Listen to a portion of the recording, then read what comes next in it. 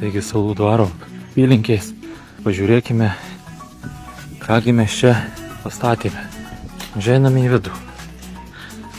Koridorius, tambūras, dušas, viskas išdėta yra plytelėmis, šildomos grindys, sauna, vėlgi krosnelė, visur ledas gultųsi apšvietimas, tualeto kambarys. Taip, visur šildomos grindys, atskirais kontūrais, šildomos grindys, šildomos grindys, šildomos grindys. Ką norim, tą naudojam. Saugi kolektorinė.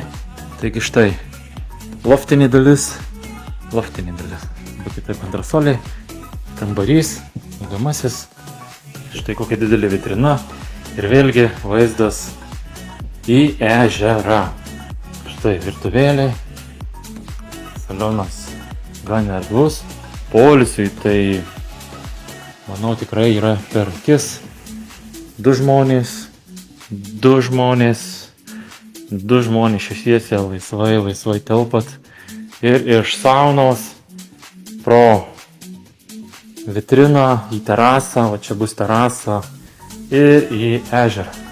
Ir iš šio sezono mūsų bomba, mūsų hitas 84 kvadratų namas, taigi įėjimas lentelės, šildomos grindys, tualeto kambarys, boileris, WC, įvatukas, stalas ir praustuvė. Čia dar bus LED veidrodis, spinta montuota į nišą, drabužinė, valdymo blokas, šildomos grindys, ištraukiamasis ventiliatorius, paduodamasis ventiliatorius, sauna. Visi prietaisai, ką prieš tai išvardindau, yra saunos prietaisai. Krosnelė valdosi nuo Wi-Fi. Du kambariai. Tai spinta.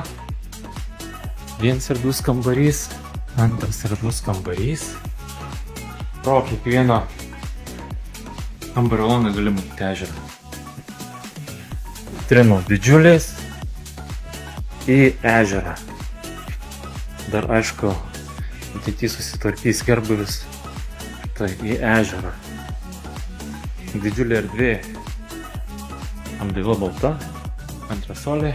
Patikimas kopėtėlės. Ir štai būtent šitas namas yra pastatytas iš 2 modulių. Ir nei vienos jungiamosios siūlės nematyti. Štai atrodo, kaip namas pastatytas vietoje. Ką manot?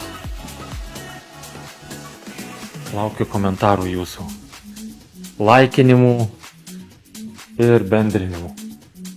Iki.